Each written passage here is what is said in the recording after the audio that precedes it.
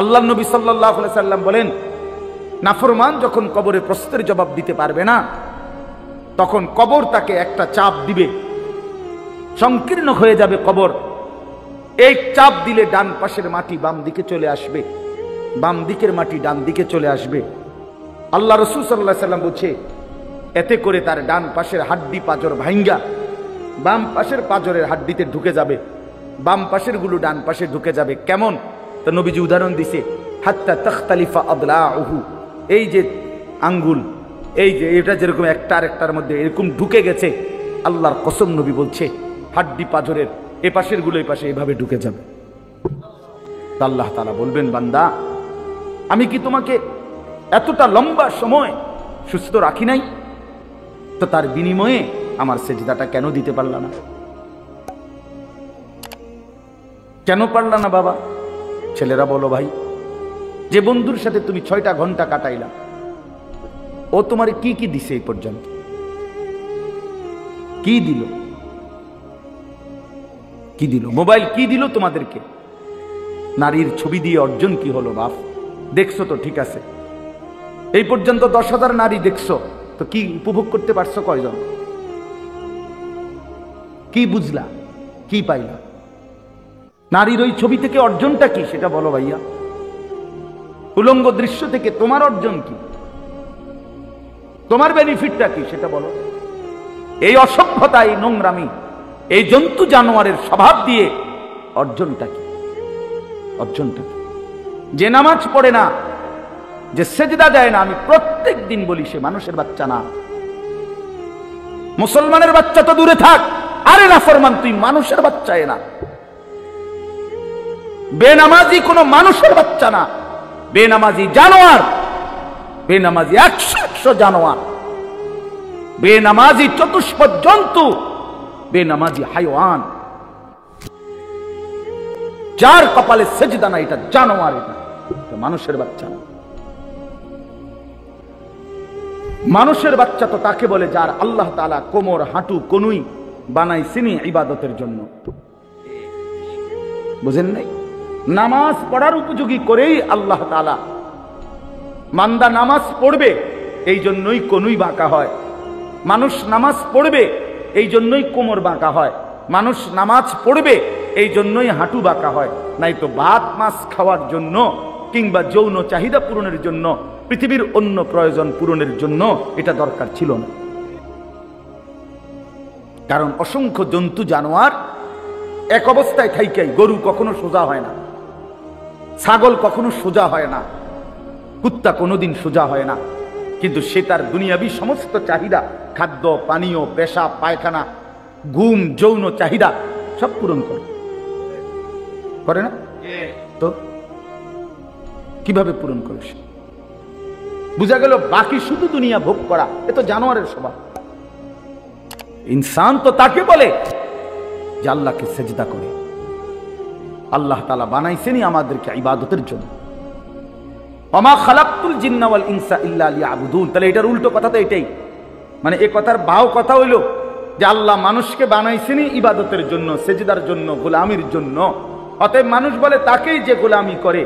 অতএব এর উল্টোটা হলো যে সেজদা করে না, গোলামি করে না, তারে তো আল্লাহ তাআলা মানুষই বানায় নাই। তোরে বানাইছেই তো জানোয়ার, তোরে বানাইছেই তো কুকুর বিড়াল, তোরে বানাইছেই তো নারীর পিছনে ঘুরতি, তোকে বানাইছেই বেটা মানুষের বেড়ি দেখতি, ছবি দেখতি, সারা রাত দেখে রেজাল্ট কি? রেজাল্ট কি? প্যান্টটা নাপাক হইলো, লুঙ্গিটা নাপাক হলো, শরীরটা অপবিত্র হলো, শরীরের সক্ষমতা ক্ষতিগ্রস্ত হলো, নিজের হাত নাপাক হলো, নিজের মন নাপাক হইলো, চোখ নাপাক হইলো, কান নাপাক হইলো, পুরা দেহ গুনাহের ভারে অপবিত্র। অপবিত্র পাক হইতেও তো জানে না, ফরজ গোসল করতেও তো জানে না, জানেও তো না। অসংখ্য ছেলে আছে যারা ফরজ গোসল সহি তরিকায় কিভাবে করতে হয় জানেও না, আপনি খবর নেই। তাহলে এই অপদার্থ তো আজীবন নাপাক। এত নাপাক, গোসল করলে পাক হয় না, শরঈ পদ্ধতিতে গোসল করলে পাক। ইসলাম যেভাবে বলছে ওইভাবে গোসল করলে পাক হয়, এমনি ডুব দিলে পাক হয় না, এমনি বঙ্গোপসাগরের সুবাইলেও পাক হয় না। শরীয়ত সম্মত পদ্ধতিতে গোসল করতে হয়, ইসলাম নির্ধারিত পদ্ধতি বলছে। এই জন্য বাস আমি অনুরোধ করলাম, লম্বা বয়ান মাকসাদ না আমার, আমি তোমরা অনেকগুলো ছেলে বসছ, আমার কয়েকজন বয়স্ক বাবাও বসছেন, আপনাদের সবাইকে লক্ষ্য করে এই কথাটাই বললাম। এক নাম্বার কথা হলো এটা, নিজের জীবনের উপরে কদর করেন, হায়াতের কদর করেন, ভাবতে শিখেন। কাজে লাগাইলো এই হায়াত, নষ্ট করে দিল এই হায়াত, একবারই, শুধু একবার। জিন্দিগির কোনো ইউটার্ন হয় না, রাস্তার ইউটার্ন হয়, মানে পিছন দিকে আবার আসা যায়। ওই মাঝখানের কাঁটাটা দিয়ে ঘুরলে আবার পিছনে আসা যায়, এটা রাস্তায়, কিন্তু হায়াতের ইউটার্ন হয় না, চাইলেই আর পিছনের দিকে আসা যায় না। আমরা আর কেউ কোনো দিন আজকের বিকালে আর আসতে পারবো না। আজকে যে এই শনিবার যে এখন যে বিকালটা গেল, সেখানে কি আর আমরা ফিরতে পারবো কোনোদিন? এই জন্য বাবা আমি আবারও বলছি, আল্লাহর কথা বললে, কোরআনের কথা বললে, হালাল হারামের কথা বললে, তোমার এই গুনার কথা বললে যদি তোমার হাসি আসে, মনে করো কিছুই মনে হয় না তোমার বিবেকে, তুমি প্রতিবন্ধী, মনে রেখো তুমি মূলত পাগল, মাতাল, তোমার মাথায় ডিস্টার্ব। সত্যি কথা, মানুষ বুদ্ধিবৃত্তিক ভাবে কিছু প্রতিবন্ধিতা আছে এমন যেটা বোঝা যায় না, যেটা কেউ অনেকে বুঝেও না যে সে যে প্রতিবন্ধী। সব প্রতিবন্ধী একরকম না, বুদ্ধি প্রতিবন্ধী আর শ্রবণ প্রতিবন্ধী এক কথা না। কথার কথা, একজনে কানে শোনে না, সে একটা প্রতিবন্ধী, আরেকজন হলো সে একজন আকলে তেমন কিছু ধরে না, স্বাভাবিক সব চলতেছে, তো এইটা একরকম না। আল্লাহ তাআলা কোরআনুল কারীমে এই জন্য বলছেন পাপী নাফরমানদের ব্যাপারে, প্রত্যেক নাফরমান পাপীর ব্যাপারে কোরআন শরীফে বহু আয়াত আছে। আল্লাহ তাআলা একটা কথা ঘুরে ঘুরে বলছে, ওয়া আকসারুহুম লা ইয়াকিলুন, ওয়া আকসারুহুম লা ইয়াকিলুন, ওয়া আকসারুহুম লা ইয়াফকাহুন, ওয়া আকসারুহুম লা ইয়ালামুন। আল্লাহ বলছেন নাফরমান অধিকাংশই তারা কিছুই বোঝে না, কিছুই জানে না, কিছুই তাদের আকলে ধরে না। তো কোরআন শরীফের শব্দ লা ইয়াকিলুন, আকল নাই, আকলে ধরে না। লা ইয়াফকাহুন, কিছুই বোঝে না। লা ইয়ালামুন, কিছুই জানে না, কিছুই জানে না। গুনাহ মানুষকে নিস্তব্ধ করে দেয়, গুনাহ মানুষকে অপদার্থ বানিয়ে দেয়, গুনাহ মানুষকে প্রতিবন্ধী বানিয়ে দেয়। একটা পর্যায়ে নাফরমান বেঈমান আল্লাহ তাআলা কোরআনে বলছে আল্লাহর অবাধ্যতা, কুফর, শিরিক, গুনাহ একদিন মানুষটাকে কেমন বানায় যে এমন হয়ে যায় যে তার দিল থাকে কিছুই বোঝে না, কান থাকে কিছুই শুনে না, চোখ থাকে কিছুই দেখে না। লাহুম কুলুবুল লা ইয়াফকাহুনা বিহা ওয়া লাহুম আযানুল লা ইয়াসমাউনা বিহা ওয়া লাহুম আ'য়ুনুল লা ইউবসিরুনা বিহা। আর এভাবে আল্লাহ ডাইরেক্ট বলছে উলাইকা কাল আনআম, এটা আর কিছু নয়, শুধুই জানোয়ার। এই জন্য আমি যে একটু আগে বললাম দোস্ত, বেনামাজি তুই জানোয়ার, এটা আল্লাহর কোরআন। বেহায়া তুই জানোয়ার, মূলত চরিত্রহীন সন্তান, চরিত্রহীন নারী, বেপর্দা নারী, বেহায়া নারী, নিজের রূপ আর যৌবন বিক্রি করে রাস্তায় মানুষের সামনে সামনে ফেরি করে, ওই মূলত জানোয়ার ছাড়া আর কিচ্ছু না, হাইওয়ান, মূলত হাইওয়ান। প্রত্যেক পাপীর মধ্যে আকল নাই, গুনাহ মানুষকে মূর্খ বানিয়ে দেয়, আকল শেষ করে দেয়। এজন্য প্রত্যেক পাপী জাহেল, কোরআন শরীফে আছে। হ্যাঁ, একটা চমৎকার উদাহরণ আছে কোরআন শরীফে। ইউসুফ আলাইহিস সালামের 10 ভাই, ওনারে ছোটবেলায় পানির কূপে ফেলে দিছে না, আপনারা জানেন না এটা?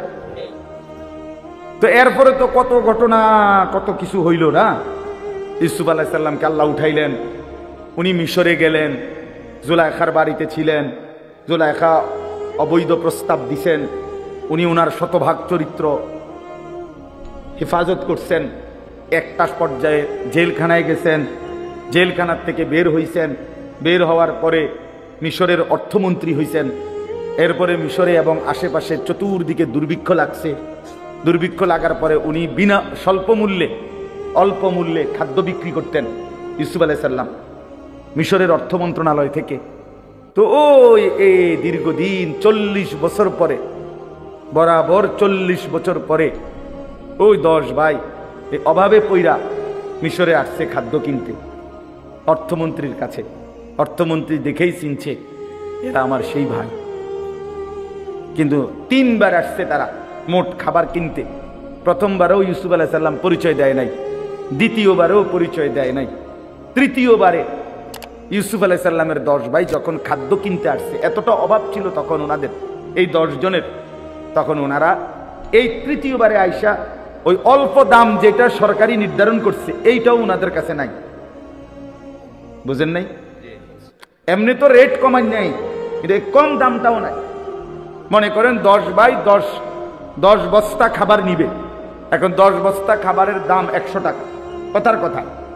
এখন ওনাদের কাছে 100 টাকাও না, আসে ধরেন 30 টাকা, 40 টাকা, 50 টাকা। শেষবারে তৃতীয়বারে এই কোরআন শরীফে আছে, তখন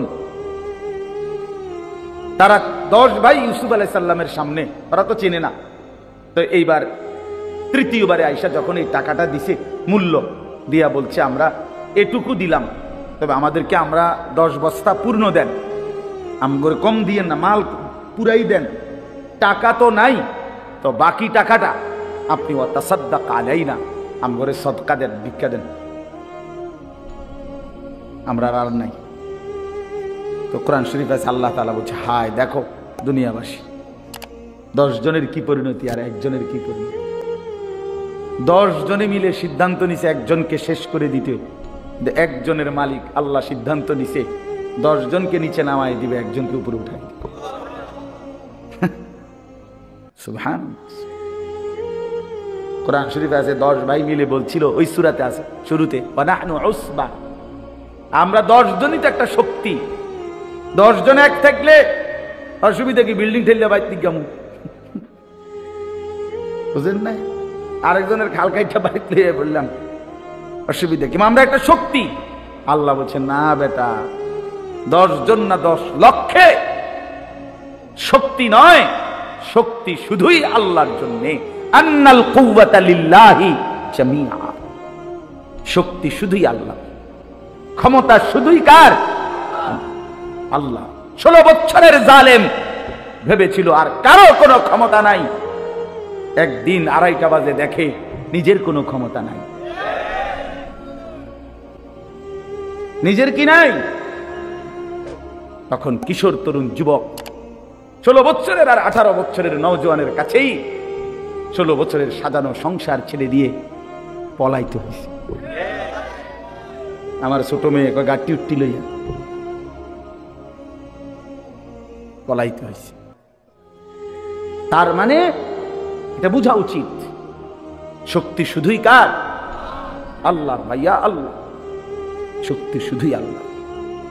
এই ইসরায়েলের একদিন টের পাবে, অচিরেই ইসরায়েলের ইহুদি কুত্তারা একদিন দেখবে তাদের কিচ্ছু নাই, ইমানের পতাকা, ইসলামের পতাকা ফিলিস্তিনে পথ করে উঠছে ইনশাআল্লাহ। কোনো সন্দেহ নাই, কোনো সন্দেহ। ওই বেঈমান হেরেই যাবে, এই দেখতে দেখতে একদিন থাকবে। এর চাইতে কত বড় বড় জালেম এই পৃথিবী থেকে হারায় গেছে, আর ইসরায়েলের মতো এই অল্প কয়েকজন কুত্তা ওরা বুঝি টিকবে? এত সহজ বিষয়। আল্লাহই বড়। কে বড়? আল্লাহু আকবার, আল্লাহু আকবার। আল্লাহই বড়, আল্লাহই বড়। ওয়ালা যিকরুল্লাহি আকবার। আল্লাহ বলেন আল্লাহর স্মরণ এটাই বড়। আল্লাহই বড়, আল্লাহই বড়, আল্লাহই বড়।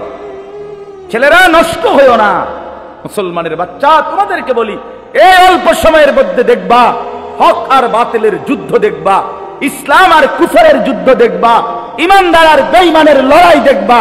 তখন দেখবা মনে পড়বে, যদি এখন থেকে নামাজি না হও, চরিত্রবান না হও, আমি বললাম হকের পক্ষে, ইমানের পক্ষে থাকতে পারতা না। বেঈমান তোমাদেরকে কাপুরুষের কাতারে পাঠাই দিবে। বুজদিলের কাতারে পাঠাই প্রার্থনা। সারা পৃথিবী ব্যাপী ঈমান আর কুফরের যুদ্ধই হবে শেষ পর্যন্ত। আগামীর যুদ্ধ মুসলমান আর বেঈমানের যুদ্ধ, এবং সেটা বিশ্বব্যাপী। আগামীর যুদ্ধ মাহাদি আর দাজ্জালের যুদ্ধ। সেটা বাংলাদেশ না, সেটা পৃথিবী। মাহাদিও সারা পৃথিবীর, দাজ্জালও সারা পৃথিবী। বুঝেন নাই হিসাবটা? সারা বিশ্বব্যাপী। তো এই জন্য ইউসুফ আলাইহিস সালাম তখন ভাইদের এই অসহায় করুণ অবস্থা দেখে তখন তিনি এই আজকে আর মনটারে মানাইতে পারছে না যে হায় আমার ভাইরা, আজ তোমরা কত ছোট হয়ে গেল, আজকে ভিক্ষা চাইতেছ, সাদকা দেন। তখন তিনি বললেন হাল আলিমতুম মা ফাআলতুম বিইউসুফা ওয়া আখিহি ইদ আনতুম জাহিলুন। এই কথা এটা বলতে ইউসুফ আলাইহিস সালাম তখন বললেন, তোমাদের কি মনে পড়ে তোমাদের যে একটা ভাই ছিল ইউসুফ, এবং তার সাথে আরো এক ভাই বিনিয়ামিন, এই দুই ভাইয়ের সাথে ইজ আনতুম জাহিলুন, যখন তোমরা জাহেল ছিলে, মূর্খ ছিলে, কি করেছিলে? মনে পড়ে তোমাদের? এইখানে আছে মূলত তো তারা পাপ করছে। তারা কি করছে? ভাইকে কি করছে? কূপে ফেলে দিছে।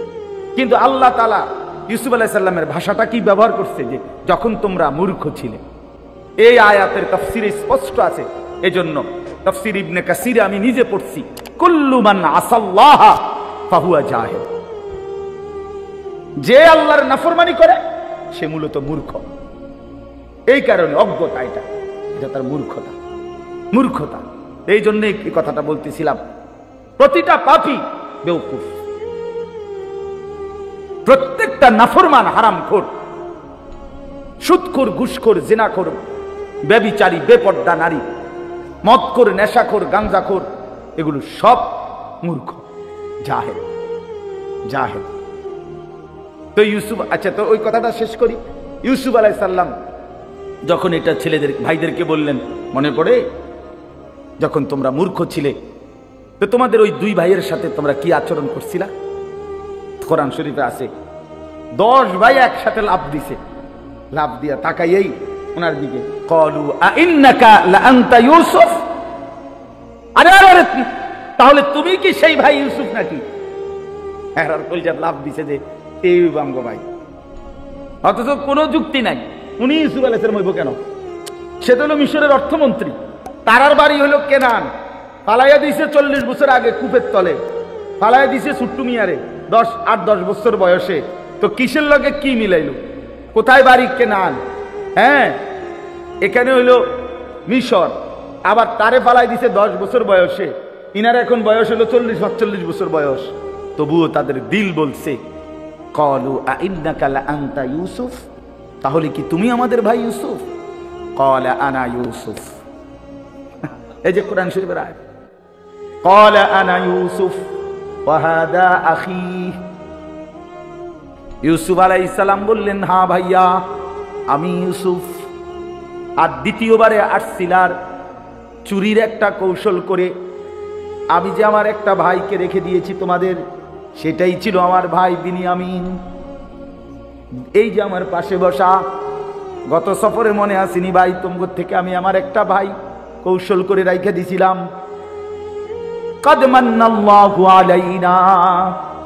ইউসুফ আলাইহিস সালাম বললেন, ভাইয়া শোনো, তোমরা তো আমারে ফেলে দিয়েছিলে পানির অতল গহীনে, কূপের গভীরে, কিন্তু আমার মহান আল্লাহ আমাদের উপরে বারবার দয়া করেছেন। রব্বুল আলামিন বলেন, কুলিল্লাহুম্মা মালিকাল মুলক তুতিল মুলকা মান তাশাউ ওয়া তানজিউল মুলকা মিম্মান তাশা। আল্লাহ বলেন, বন্ধু বলে দেন পৃথিবীবাসী, সমস্ত কর্তৃত্ব, রাজত্ব মালিক শুধুই একজন আল্লাহ। তিনি চাইলে বাদশার মসনদে বসাইতে পারেন, তিনি চাইলে বাদশার মসনদ থেকে বেইজ্জতির সাথে নামায় দিতে পারেন। পারেন কিনা? হ্যাঁ, তুইজ্জু মান তাশাউ ওয়া তুযিল্লু মান তাশা। তিনি চাইলে কাউকে ইজ্জত দেন, তিনি চাইলে কাউকে বেইজ্জতি করেন। ইজ্জত দেনে ওয়ালা কে? আল্লাহ। বেইজ্জতি করে নেওয়ালা কে? আল্লাহ। বাদশার মসনদে বসায় কে? আল্লাহ। বাদশার মসনদ থেকে টেনে নামায় কে? আল্লাহ। ইউসুফ আলাইহিস সালাম বলছেন, এবার সবাই শুনেন, ছেলেরাও শোনো বাপ। ইউসুফ তার 10 ভাইকে বললেন, বন্ধু ভাই আমার শুনে নাও, কিয়ামত দিবসের জন্য একটাই মূলনীতি, ইন্নাহু মান ইয়াত্তাকি ওয়া ইয়াসবির ফাইন্নাল্লাহা লা ইউযীউ আজরাল মুহসিনিন। বললেন ভাই শুনে নাও, নিশ্চয়ই যারা আল্লাহকে ভয় করে গুনাহ ছেড়ে দেয়, কি ছেড়ে দেয়? এবং যারা সর্বাবস্থায় আল্লাহর ফয়সালার উপরে সবর করে, ধৈর্য ধরে, এমন নেককার ব্যক্তির জীবনের একটা নিঃশ্বাসও আল্লাহ তাআলা বিফলে যেতে দেন না। তাকওয়া, গুনাহমুক্ত জীবন, গুনাহমুক্ত জীবন আর সবর। ইউসুফ আলাইহিস সালাম বলেন, ইন্নাহু মান ইয়াত্তাকি ওয়া ইয়াসবির, যে গুনাহ থেকে বিরত থাকে আর আল্লাহর ফয়সালার উপরে সবর করে, ধৈর্য ধরে, আল্লাহ তাআলা এমন নেককারের জীবনের একটি সেকেন্ড নষ্ট হতে দেয় না। আল্লাহ তখন তাকে গুনাহ থেকে বেঁচে থাকলে এবং আল্লাহর ফয়সালা, আমারে কখনো আল্লাহ খুব খাওয়াইছে, আলহামদুলিল্লাহ। এই বেলা খানা মেলে নাই, আলহামদুলিল্লাহ। আজকে কামাই হয়েছে 10,000, আলহামদুলিল্লাহ। আজকে কামাই হয় নাই 10 টাকাও, আলহামদুলিল্লাহ। হর হালাতে আল্লাহর উপরে সবর করে, ধৈর্য ধরে আর গুনাহ থেকে বিরত থাকে, আল্লাহ বলেন আমি তার কোনো কিছুই বিফলে দেই না। আমার এমন বান্দা, প্রিয় বান্দা, সে হাসলেও নেকি, কাঁদলেও নেকি, হাঁটলেও নেকি, বসলেও নেকি, উঠলেও নেকি, দাঁড়াইলেও নেকি, ঘুমাইলেও নেকি। ইন্নাল্লাহা লা ইউযীউ আজরাল মুহসিনিন ইন্না কাযালিকা নাজজিল মুহসিনিন। আল্লাহ তাআলা বলেন, নেককার বান্দাকে আমি এভাবেই জান্নাতের শ্রেষ্ঠতম বিনিময় দেব। আল্লাহ আমাদেরকে বুঝ দান করে, বুঝ দান করে। এটা কোনো আওয়াজ হইল যে আমি টান মারণ, এটা কিতাব? আচ্ছা যাক, চলেন বাবা। তাইলে আমি ছেলেদেরকে বুঝাইতে চেষ্টা করলাম, বাবাদেরকে, পর্দার আড়ালের মাদেরকে। অর্থ হলো এই, গুনাহ থেকে মুক্ত, এটাই জীবন। আল্লাহর নাফরমানি থেকে বেঁচে থাকা, এটাই মানুষ। এটাই মূলত কি মানুষ, এটাই মানুষ, এটাই মানুষ। এজন্য যার জীবনে নামাজ নাই, যার জীবনে আল্লাহর হুকুমের পাবন্দি নাই, আল্লাহকে যার ভয় করে না, যে আল্লাহর কথা যার মনে পড়ে না, তো তার জিন্দেগির আর কোনো অর্থ থাকে না। আমি 3টা আয়াত পড়ছি সূরা মুলক, কোরআনুল কারীমের 29 নম্বর পারা, 67 নম্বর সূরা, সূরা মুলকের। এবার এই 3টা আয়াতের তরজমা শুনেন, তাইলেই কথা শেষ। আল্লাহ তাআলা বলেন, ইন্নাল্লাযীনা ইয়াখশাউনা রাব্বাহুম বিল গায়ব, নিশ্চয়ই যারা আল্লাহকে ভয় করে, বিল গায়বে, না দেখে। কিভাবে ভয় করে? এখানে 2 অর্থ। এক, আল্লাহকে ভয় করে, আর আল্লাহর বলা অদৃশ্য যেই বিষয়গুলো, সেগুলোকে ভয় করে। অর্থাৎ আল্লাহ তাআলা কোরআন এবং সুন্নায়, আল্লাহ এবং রাসূল কবরের কথা বলছে, হাসরের ময়দানের কথা বলছে, আমলনামা আমাদের হাতে দিবে এটা বলছে, মিজানের পাল্লায় ওজন হবে এটা বলছে, ফুল সিরাত পার হইতে হবে এটা বলছে, কবরে আযাব হয় এটা বলছে, জান্নাত দিবে অথবা জাহান্নাম দিবে এটা বলছে। এর কোনোটাই আমরা দেখি নাই, ঠিক কিনা বলে? আমরা কবরের আযাব তাও দেখি নাই, আমরা হাসরের মাঠ তাও দেখি নাই, আমরা ফুল সিরাতও দেখি নাই, জান্নাত জাহান্নামও কি করি নাই। কিন্তু আল্লাহকে বিশ্বাস করি বলে, আল্লাহকে ভয় করি বলে এগুলোও মানি, এগুলো আমরা কি করি? মানি, এগুলোও মানি। কবর, হাসর, ঠিক আছে ভাই, এটা তাকানো দরকার। তো কবর, হাসর, মিজান, ফুলসিরাত, জান্নাত, জাহান্নাম, এগুলোকে যে ভয় করে সেই আল্লাহকে ভয় করে। আর আল্লাহকে যে ভয় করে, খোদার কসম এটার অর্থ একটাই, সে গুনাহ থেকে বিরত থাকে। গুনাহ থেকে যে বিরত থাকে সেই আল্লাহকে ভয় করে। এজন্য আল্লাহকে ভয় করে এ কথার মানে কি? গুনাহ থেকে বিরত থাকে। গুনাহ থেকে বিরত থাকে এ কথার ফলাফল কি? আল্লাহকে ভয় করে। এই কাগজের এই পিঠ ও পিঠ, কাগজের এই পিঠ তো এই পিঠ, এই পিঠ তো এই পিঠ, এটা আলাদা করা যায় না। মানে ধরেন এই পৃষ্ঠাটার মধ্যে তো কোনো লেখা নাই, আছে তো এটা হালাই দেন, এটা তো কাম নাই। কাম হলে তো আমার এই পৃষ্ঠাটা আনা, এটার মধ্যে লেখা আছে, এটা কেমনে ফেলাইবেন? বুঝেন নাই? এই লেখা টিকায় রাখতে হলে কি করতে হইবে? এটা নাহলে আলাদা করবো কি দিয়া? এটা তো দুই পার্টও আলাদা। ঠিক এরকম আল্লাহকে ভয় করে তো গুনাহ থেকে বিরত থাকে, গুনাহ থেকে বিরত থাকে তো আল্লাহকে ভয়। তো এই পিঠে যদি লেখেন আল্লাহর ভয়, তো ওই পিঠে পাইবেন গুনাহ থেকে বিরত থাকে। এতে পিঠে যদি দেখেন গুনাহ থেকে বিরত থাকে, তো ওই পিঠ উল্টাইলে দেখবেন আল্লাহকে ভয়, আল্লাহকে ভয় করে, এটা উল্টাইলেই পাবে। তো ইন্নাল্লাযীনা ইয়াখশাউনা রাব্বাহুম বিল গায়ব, নিশ্চয়ই যারা না দেখে আল্লাহকে ভয় করে, মানে আল্লাহর কথাগুলোকে ভয় করে, আখিরাতকে ভয় করে, পরকালকে ভয় করে, কবরকে ভয় করে, জাহান্নামকে ভয় করে, হাসরের মাঠকে ভয় করে, আল্লাহ বলেন আমি তাদেরকে দুইটা পুরস্কার দেব। সুবহানাল্লাহ। কয়টা পুরস্কার? লাহুম মাগফিরাহ। এক নাম্বার আল্লাহ বলেন এমন বান্দার জীবনের সমস্ত গুনাহ আমি আল্লাহ মাফ করে দেব। দ্বিতীয় পুরস্কার ওয়া আজরুন কাবীর, আমি আল্লাহ এমন নেককার বান্দা আমাকে ভয় করে গুনাহ থেকে বেঁচে থাকে যে আমি আল্লাহ তাকে সর্বশ্রেষ্ঠ পুরস্কার জান্নাত দিয়ে দেব। এটা আল্লাহ তাআলার কথা, আল্লাহ তাআলার ওয়াদা, এটা আল্লাহ তাআলার ওয়াদা। উইদ্দাত লিল মুত্তাকিন, আল্লাহ তাআলা বলেন জান্নাত বানানোই হয়েছে মুত্তাকিদের জন্য, আমাকে ভয় করে এমন বান্দাদের জন্য, এমন বান্দাদের জন্য।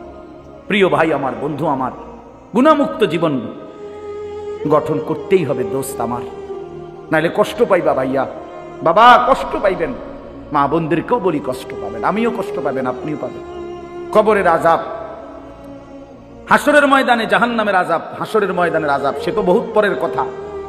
রাসূলুল্লাহ সাল্লাল্লাহু আলাইহি সাল্লামের হাদিসের মধ্যে আছে, আল্লাহর নবী বলেন মা রাআইতু মানজারান কাত্তু ইল্লা ওয়াল কবরু আফজাউ মিনহু।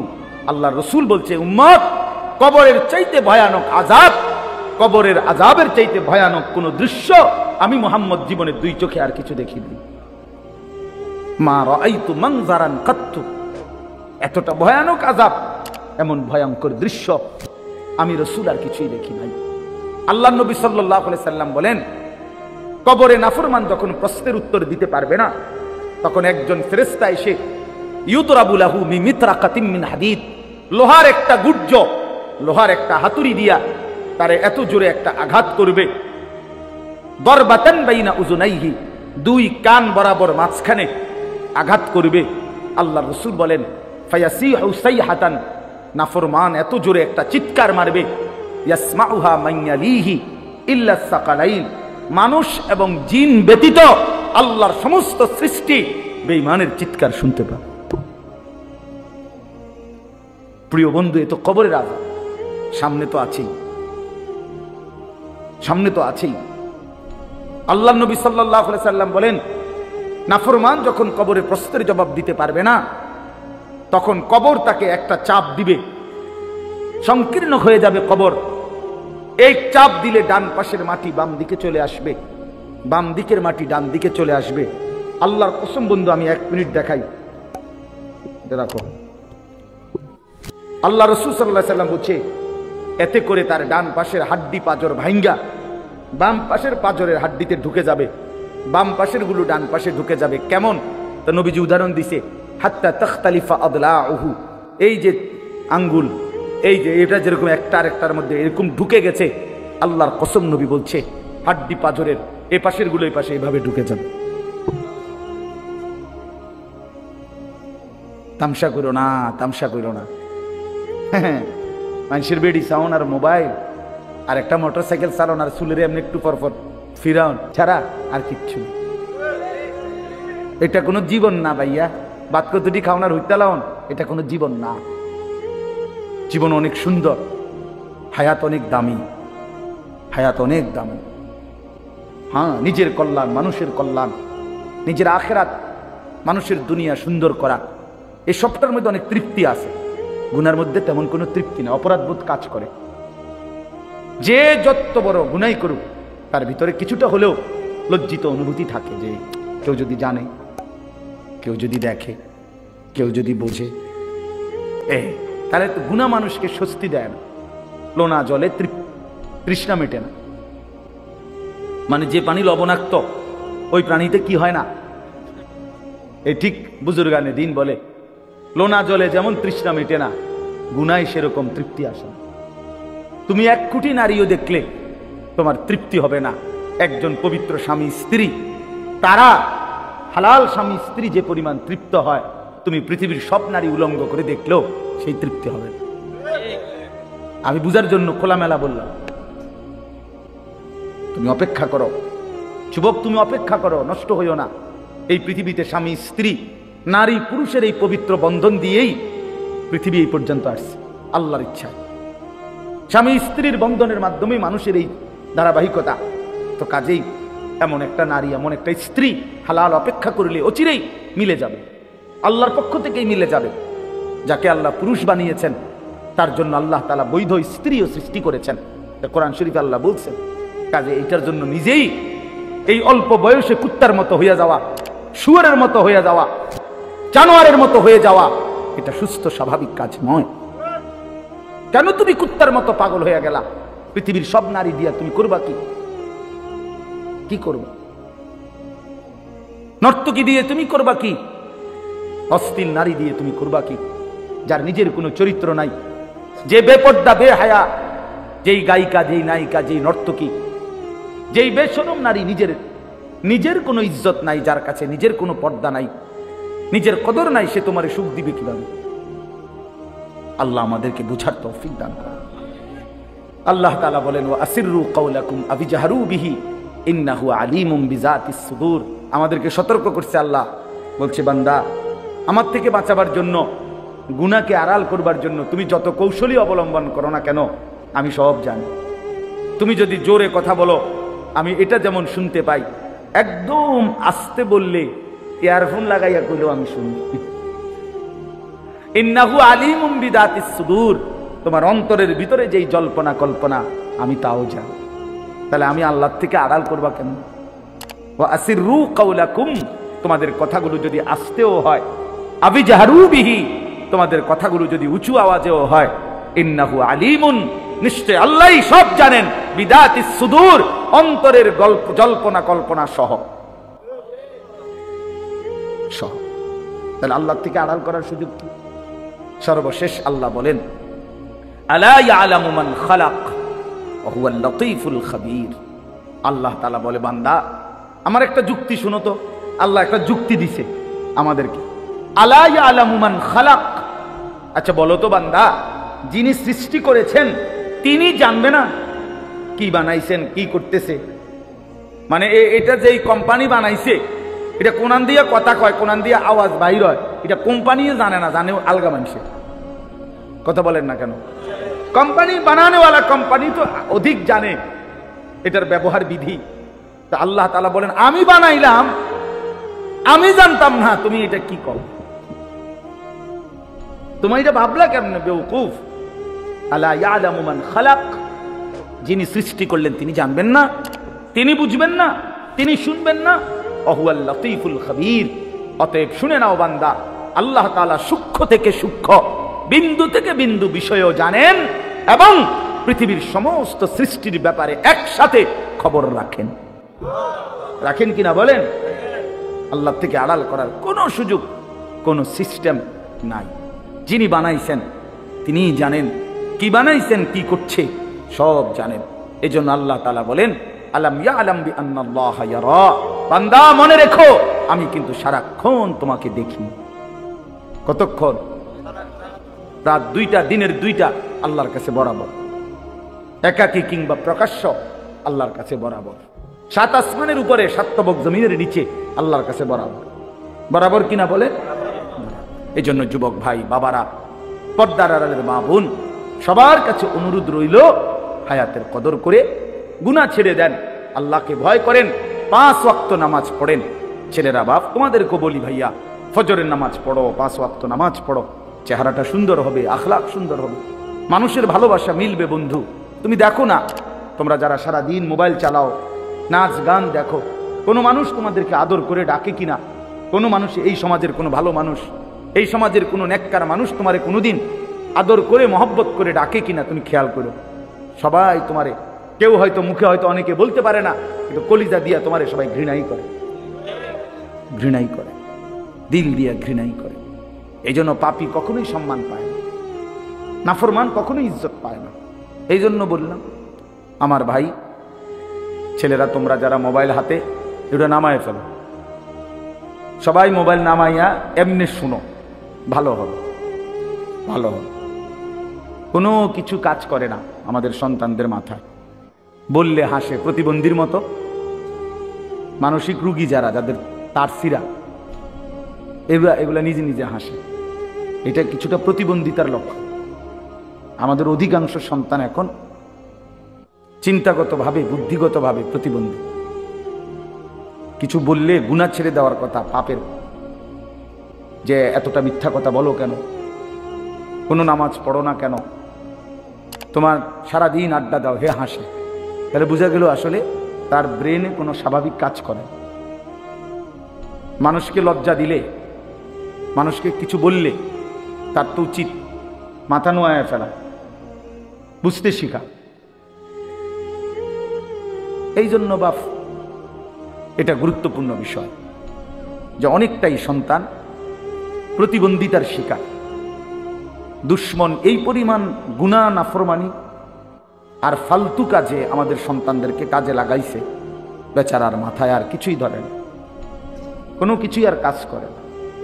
মা একটা আদেশ কাজ করতে বললে হে পারবে না, এক কথায় উত্তর দিয়ে দিস, পারতাম না। বাপে ডাক দিলে পারতাম না, পারবে না। কেন পারবে না? ওই যে তার তো সময় নেই।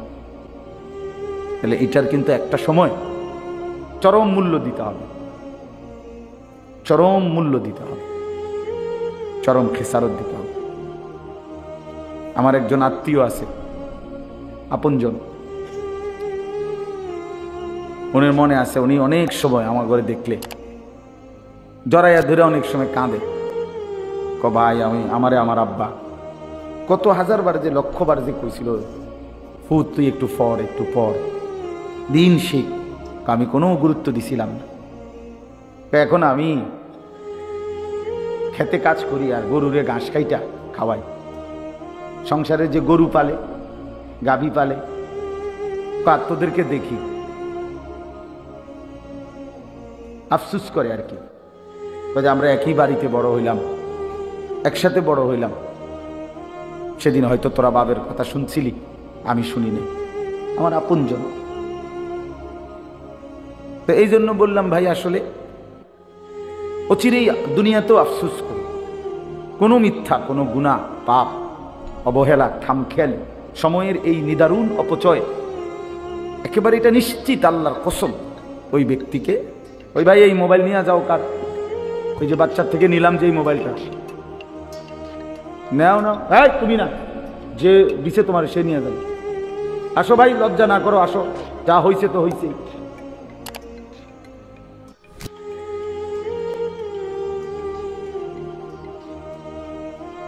তো এই জন্য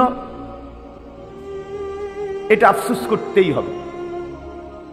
কোরআন শরীফে আছে, এই কথাটা মনোযোগ দিয়ে শোনেন, কোরআন শরীফ আছে একেবারে প্রত্যেকটা পাপী, নাফরমান, আমি কিংবা আপনি, ছেলেরা তোমরা কিংবা বাবারা, কোরআন শরীফ আছে প্রত্যেকটা পাপী, নাফরমান হাসরের ময়দানে একটা শব্দ বারবার বলবে,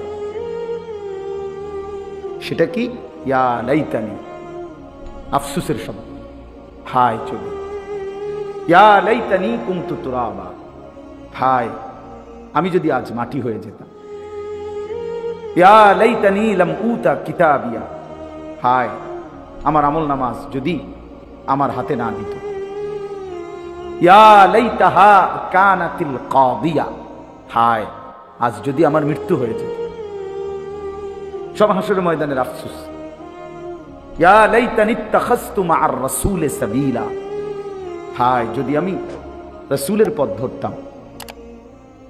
ইয়া লাইতানি লাম আত্তাখিজ ফুলানান খলিলা, হায় আমি যদি ওই অসৎ মন্দ লোককে বন্ধু না বানাইতাম। ইয়া লাইতানি লাম উশরিক বিরব্বি আহাদা, হায় আমি যদি আল্লাহর সাথে শিরিক না করতাম।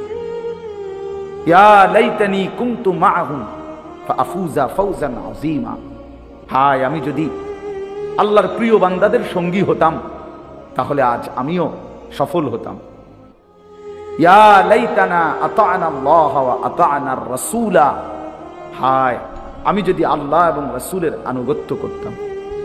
এসব কোরআনের আয়াত। ইয়া লাইতানি কদ্দামতু লি হায়াতি, হায় আমি যদি দুনিয়ায় থাকতে আজ এই আখিরাতের জন্য কিছু নেকি পাঠাইতাম। এই দেখছুনি ভাই, সবগুলো কি কোরআনের,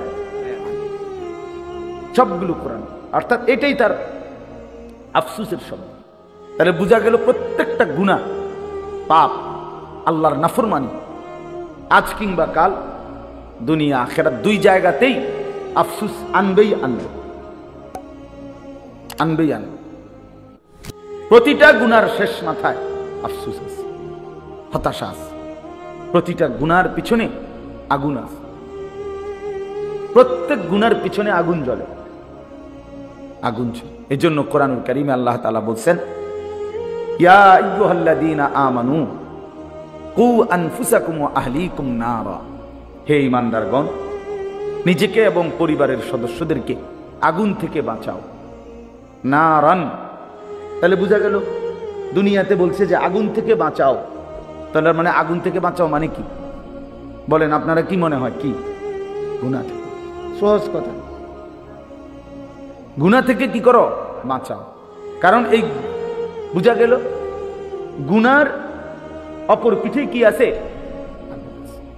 এজন্য রাসূলুল্লাহ সাল্লাল্লাহু আলাইহি সাল্লাম বলছেন, ওয়া ইন্নাল ফুজুরা ইয়াহদি ইলান নার, প্রত্যেকটি গুনাহ পাপ জাহান্নামের দিকে টেনে নিয়ে যায়। ওয়া ইন্নাল বিররা ইয়াহদি ইলাল জান্নাহ, এই ছেলেটাকে কি খুঁজে পাওয়া গেল না? এই যে বাঁশি বাজায় যে ছেলেটা। তো চলেন, প্রতিটি পাপ, নেক, বীর, নেক কাজ জান্নাতের দিকে টেনে নিয়েছে। ইয়াহদি ইলাল জান্নাহ, জান্নাতের দিকে টেনে নিয়েছে। এই জন্য বাপ, ছেলেরা, ভাই সবাইরে বলি, তোমরাও আলাদা শোনো, মনোযোগ দিয়ে শোনো। আমি এক্ষুনি অল্প একটু সময় কথা বলবো, আল্লাহ চাই না।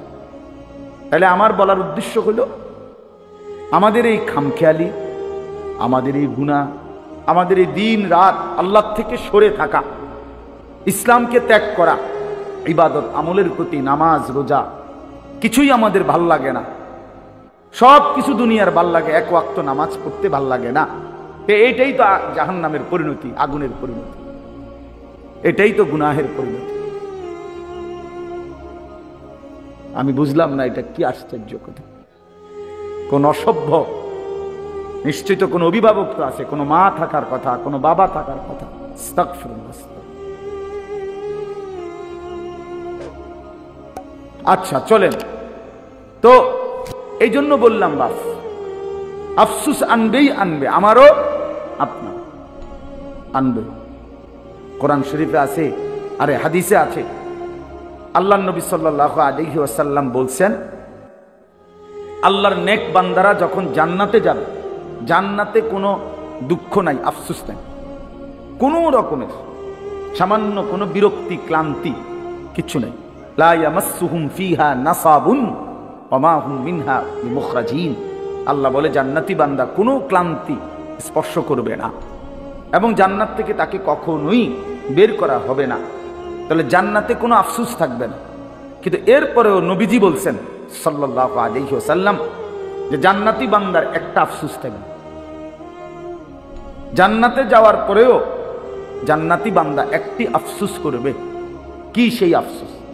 আফসোস করবে, হায় দুনিয়ায় যেই সময়গুলো আল্লাহর জিকির, আল্লাহর স্মরণ, আল্লাহর ইবাদতে কাটাই নাই, ওই সময়গুলোর জন্য আফসোস করবে। সেই সময়গুলো যদি আল্লাহর ইবাদতে কাটাইতাম তাহলে আজকে আমার জান্নাত আরো উঁচা হতো, আরো উপরে উঠতে পারতাম। এই আফসোস, সময়ের অপচয়, এটার জন্য জান্নাতে গিয়েও কি হবে? হায়াতের অপচয়, জীবনের অপচয়, এটা সাংঘাতিক ব্যাপার। হাসরের ময়দানে বান্দার প্রতি আল্লাহর প্রথম প্রশ্ন, আন উমরিহি ফিমা আফনা, বান্দা বলো আমার দেওয়া হায়াত কোথায় শেষ করেছে? এই প্রথম প্রশ্ন। দ্বিতীয় প্রশ্ন আবার বলো, ও আন শাবাবিহি ফিমা আবলাহু, আলাদাভাবে আবার বলো শুধু যৌবন কালটা কোথায় খরচ করছে? একবার বলবে পুরা হায়াত, সেটা কোথায় শেষ করেছ? আবার বলবে যে পৃথকভাবে আবার বলো যে প্রাপ্তবয়স্ক বালেগ হওয়ার পর থেকে 40 বছর 45 বছর পর্যন্ত এই যে যৌবন কাল, এইটা কোথায় ব্যয় করছে? তার মানে কিসের প্রশ্ন? হায়াত। এই সময় কোথায় শেষ করছিলা বান্দা? এটা বলো, এটা বলো। কোরআন শরীফে আছে, আল্লাহ তাআলা বলেন, সুম্মা লাতুসআলুন্না ইয়াওমাইদিন আনিন নাঈম। আল্লাহ তাআলা প্রত্যেককে আল্লাহর দেওয়া প্রতিটি নিয়ামত সম্পর্কে অবশ্যই অবশ্যই জিজ্ঞেস করবেন, জিজ্ঞেস করবেন। লাতুসআলুন্না আরবি ভাষায় লামে তাকিদ বা নুনে তাকিদের সিগা, মানে অবশ্যই অবশ্যই জিজ্ঞেস করবেন। ফাওয়ারাব্বিকা লানাসআলান্নাহুম আজমাইন। আল্লাহ বলেন, কসম বান্দা, আমি আমার কসম করছি। আল্লাহ নিজের কসম করে বলছে। আল্লাহ বলেন, আমি আমার নিজের কসম করে বললাম তোমাদের সকলকেই আমি আল্লাহ জিজ্ঞেস করব। ফাওয়ারাব্বিকা লানাসআলান্নাহুম আজমাইন আম্মা কানু ইয়ামালুন। যা কিছু তুমি জীবনে করেছিলে আমি জিজ্ঞেস করব। ওয়াকিফুহুম ইন্নাহুম মাসউলুন। কোরআন শরীফে আছে, আল্লাহ ফেরেশতাদেরকে হাসরের ময়দানে বলবে, আমার প্রতিটি বান্দাকে দাঁড় করাও, এখন তাদেরকে একজন একজন করে জিজ্ঞেস করা হবে। প্রিয় বন্ধু আমার, এটা মনে রাখার বিষয়, আমাকেও আপনাকেও জিজ্ঞেস করা হবে। হায়াতের এই সময়গুলো, রাত দিন, এই ঘন্টা, এই মিনিট, এই সেকেন্ড, এই বন্ধুদের আড্ডা, মদের আড্ডা, জুয়ার আড্ডা, মোবাইলের আড্ডা, নারীর আড্ডা, অশ্লীলতা, বেহায়াপনা, অসভ্যতা, নোংরামি, নাচ গান, গল্প গুজব, গান বাদ্য, এই মিনিট, এই সেকেন্ড, এই সময় আল্লাহর কাছে জবাব দিতে হবে, জবাব দিতে হবে। হাসতে হাসতে ছেলেরা নামাজ পড়ে না, শুধু শুধু কোনো কারণে শরীর স্বাস্থ্য, চোখ নাক কান হাত পাও হাঁটু কোমর কনুই, আপনার কোনো অসুবিধা নেই।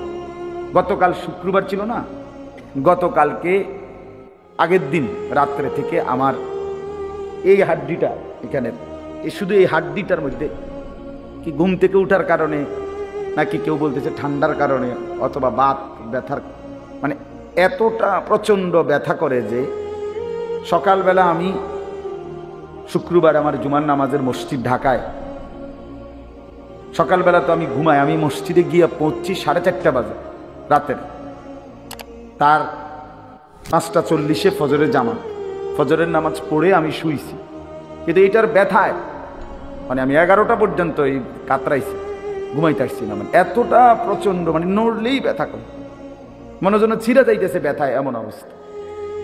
তো কিছুই না, শুধু এই হাড্ডিটাতে একটু ব্যথা করে, এতটুকুই, আর কিচ্ছু। কিন্তু আমার 5 ঘন্টার ঘুম কোরবান হয়ে গেছে,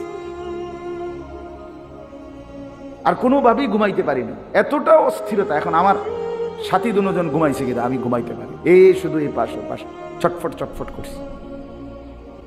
তো ভাইয়া, আল্লাহ তাআলা যদি 1 ঘন্টা 1 মিনিটের জন্য সুস্থতা তুলে নেয়,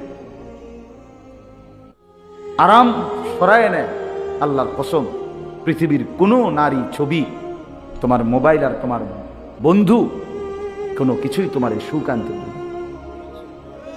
এই আমার এই কথাটা দোস্ত, বুঝতে শিখো, বুঝতে শিখো। প্রতি ঘন্টা প্রতি মিনিট আল্লাহ তাআলা আমাদেরকে সুস্থ রাখতেছেন।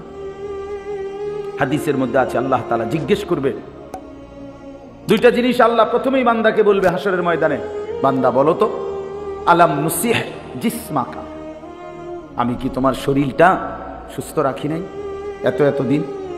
জ্বর হইছে কয়দিন বলো, সুস্থ ছিলা কয়দিন? মাথা ব্যথা হইছে কয়বার, স্বাভাবিক ছিল কয়বার, পেট ব্যথা হয়েছে কয়বার, পেট স্বাভাবিক ছিল। আমার এই হাড্ডিতে হয়তো আজকে 30 বছরে একবার ব্যথা করছে, আর তো কোনোদিন ব্যথা করে নেই, ঠিক না? মৃত্যুর সময় থেকে শুরু করে জাহান্নামে পর্যন্ত প্রত্যেকটি পাপী নাফরমান আল্লাহর কাছে মৃত্যুর সময়, কবরে, হাসরের মাঠে এবং জাহান্নামে বারবার আল্লাহর কাছে একটা জিনিস চাইবে, সেটা হলো আল্লাহ আমার দুনিয়ার জীবনে কিছু সময়ের জন্য ফেরত দেন, একটু সময়। কোরআন শরীফের বহু আয়াত আছে, হাত্তা ইযা জাআ আহাদাহুমুল মাউতু ক্বালা রাব্বিরজিউন। আল্লাহ তাআলা বলেন, যখন নাফরমানের মৃত্যুর সময় হয়, মালাকুল মউত আজরাইল দেখে, তখন সে বলে আল্লাহ কিছু সময়ের জন্য দুনিয়ায় থাকতে দেন। কোরআন শরীফে আছে, ওয়া আনযিরিন নাসা ইয়াওমা ইয়াতিহিমুল আযাবু ইয়াওমাল কিয়ামা ফায়াকুলুল লাযীনা যালামু রব্বানা আখিরনা ইলা আজালিন করিব। আল্লাহ তাআলা বলেন, হে নবী, আপনি লোকদেরকে কিয়ামত দিবসের হাসরের ময়দানের আযাবের কথা ভয় দেখান, কেননা সেদিন সমস্ত জালেম নাফরমান পাপী আল্লাহকে বলবে, আল্লাহ ইলা আজালিন করিব, অল্প একটু সময়ের জন্য আমাকে দুনিয়ায় ফেরত যেতে দেন, এই যে সময় চাই। কোরআন শরীফে আছে, ওয়া আনফিকু মিম্মা রাযাকনাকুম মিন ক্বাবলি আন ইয়াতিয়া আহাদাকুমুল মাউত ফায়াকুল রাব্বি লাউলা আখারতানি ইলা আজালিন করিব। আল্লাহ তাআলা বলে, বান্দা যদি নেক আমল করতে মন চায়, দান সদকা করতে মন চায়, আল্লাহর ইবাদত করতে মন চায়, যাই করতে মন চায়, এটা মৃত্যু আসার আগে আগেই করে নাও, নয়তো মৃত্যুর সময় তুমি বলবে যে আল্লাহ আমাকে কিছু সময়ের জন্য একটু সুযোগ দেন। কোরআন শরীফে আছে, জাহান্নামী জাহান্নামের মধ্যে বারবার আল্লাহকে বলবে, রব্বানা আখরিজনা না'মাল সালিহান গায়রাল্লাযী কুন্না না'মাল। আল্লাহ আপনি আমাকে কিছু সময়ের জন্য দুনিয়ায় ফেরত যেতে দেন, যদি যেতে পারি আমি নেক আমল করব। রব্বানা আখরিজনা ফাইন উদনা ফাইন্না যালিমুন। জাহান্নামী বলবে, আল্লাহ আমারে কিছু সময়ের জন্য জাহান্নাম থেকে বের করেন, এবার যদি ফিরে গিয়ে আবারও অন্যায় করি, পাপ করি, তাহলে আমি বড় বেশি জালেম, এরপরে আপনি আমারে তার চাইতে কঠিন শাস্তি দিয়েন, কিন্তু এবার একটু সুযোগ দেন আরেকবার। এই সবগুলো কথার জবাবে একটাই, কাল্লা। আল্লাহ তাআলা বলবেন, কখনোই না বান্দা, এটা হবে না। ওয়ালান ইউআখিরাল্লাহ, আল্লাহ তাআলা কাউকে আর কখনোই এক জাররা বিন্দু সময় দিবেন না।